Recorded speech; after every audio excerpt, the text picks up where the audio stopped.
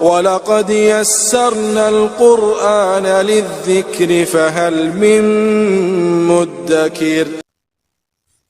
آج انشاءاللہ تعالی ہم سورۃ النبأ کی آیت نمبر 27 سے لے کر آیت نمبر 35 تک پڑھتے ہیں اور اس کو سمجھنے کی کوشش کرتے ہیں۔ اعوذ باللہ من الشیطان الرجیم، بسم اللہ الرحمن الرحیم۔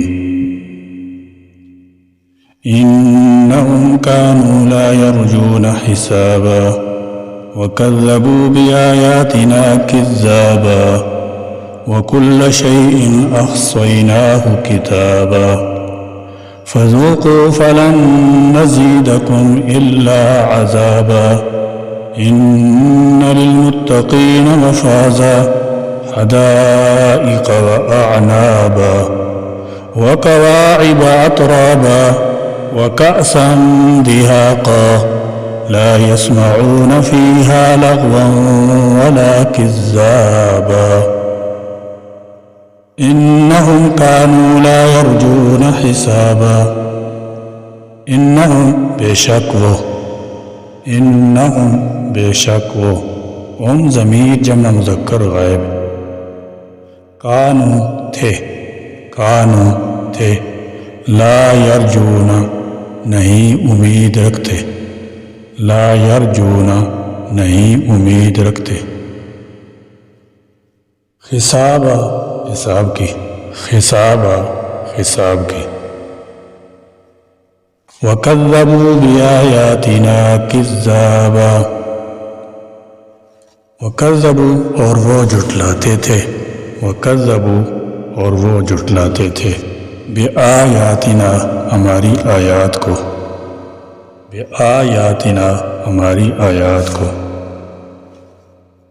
نا ضمیر جمع متکلم، یعنی انہوں نے ہماری آیات کو جھٹلایا اور قرآنی آیات کی سخت تکذیب کی۔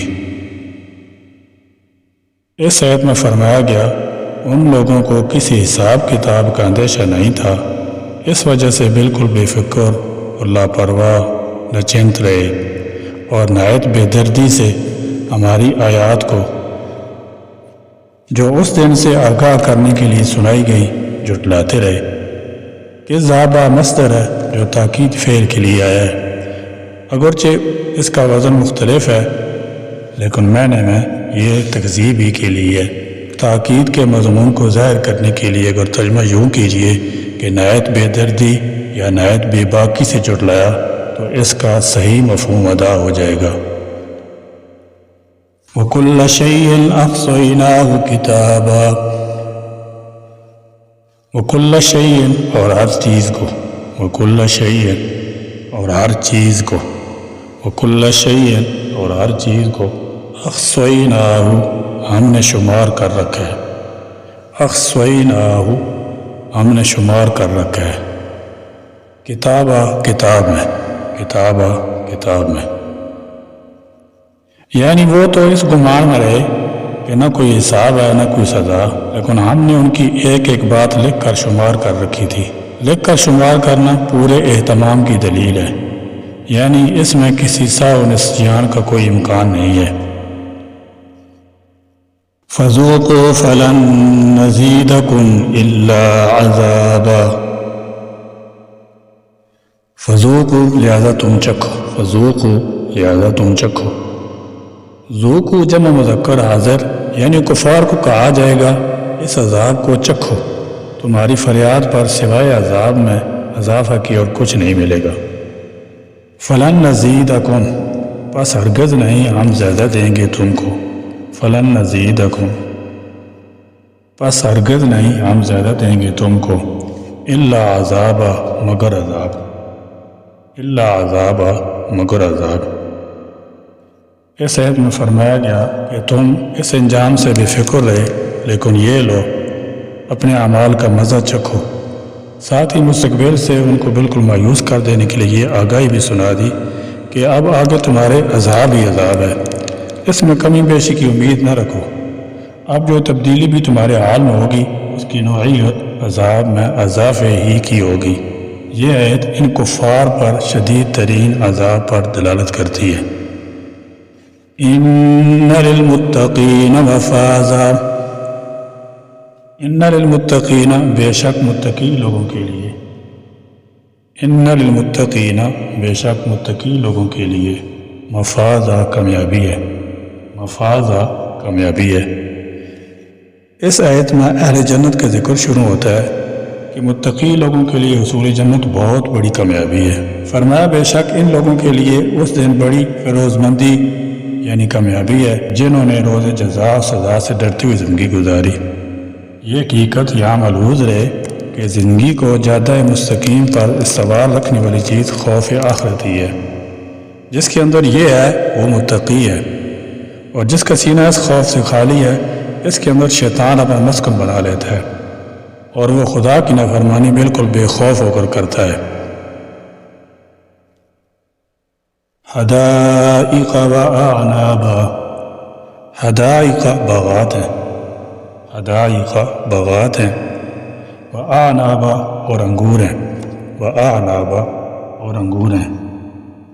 اعنابا عنب ان کی جمع ہے، یعنی سرسبز گھنے باغات اور مختلف قسم کی انگوروں کی بیلیں۔ یہ اس کامیابی کی تفصیل ہے کہ ان کے لیے باغ ہوں گے اور انگور۔ حدائق معروف تو کھجور کے باغوں کے لیے ہے، لیکن کھجور کے باغوں کے لیے عمدہ طریقہ یہ تھا کہ کنارے کنارے کھجوروں کی باڑ ہو اور بیچ میں انگوروں اور دوسرے پھلوں اور سبزیوں کی قطعات۔ یہاں حدائق اعناب ان سے اگر انگورستان مراد لیں تو یہ بھی مراد لے سکتے ہیں۔ وَكَوَاعِبَ أَتْرَابًا، وَكَوَاعِبَ اور نوخیز لڑکیاں، وَكَوَاعِبَ اور نوخیز لڑکیاں۔ قواعب قائب ان کی جمع ہے، نوجوان لڑکیاں جن کے پستان ابھرے ہوئے ہوں گے۔ اترابا ہم عمر بیویاں، اترابا ہم عمر بیویاں۔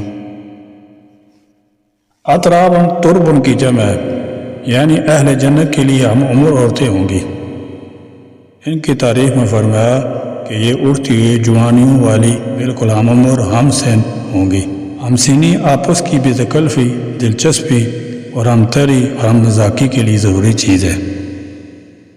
وکاسن دہاقہ اور شراب کے جام، وکاسن اور شراب کے جام، وکاسن اور شراب کے جام، دہاقن چھلکتے ہوئے، دہاقن چھلکتے ہوئے۔ دہ کون جس کے معنی لبالب بھرے اور پر ہونے اور چھلکنے کے ہیں، یعنی اہل جنت کے لیے شراب طہور سے لبریز پیالے ہوں گے۔ لا یسمعون نہیں وہ سنیں گے، لا یسمعون نہیں وہ سنیں گے، فیہا اس میں، فیہا اس میں، لغون کوئی لاغو بات، لغون کوئی لاغو بات، ولا کذابا اور نہ کوئی جھوٹی بات، ولا کذابا اور نہ کوئی جھوٹی بات۔ یعنی ان کے لیے شراب خالص کے چھلکتے جام ہوں گے، لیکن یہ شراب ان لغویات اور لافزنیوں سے بالکل پاک ہوگی جو اس دنیا کی شراب کے لوازم میں سے ہے۔ کیف سرور میں وہ سب سے بڑھ کر ہوگی، لیکن عقل و ہوش کو معاف نہیں کرے گی کہ ترنگ میں آ کر آدمی یاوہ گوئی اور دروغ گوئی پر اتر آئے۔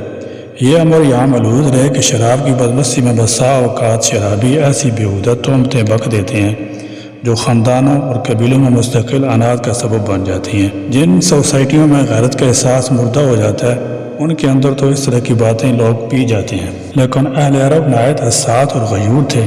شراب کی بدمستی میں بھی اگر کوئی زبان سے ایسا کلمہ نکال دے جس سے دوسرے کے ناموس پر حرف آتا ہو تو اس کے نتائج اتنے دور رس ہوتے کہ ان کی تلافی ناممکن ہو جاتی۔ یہاں قرآن نے لفظ کذابا سے اسی طرح کی باتوں کی طرف اشارہ فرمایا ہے۔ سبحانک اللہم و بحمدک اشہد ان لا الہ الا انت استغفرک و اتوب الیک وآخر دعوانا الحمد للہ رب العالمین۔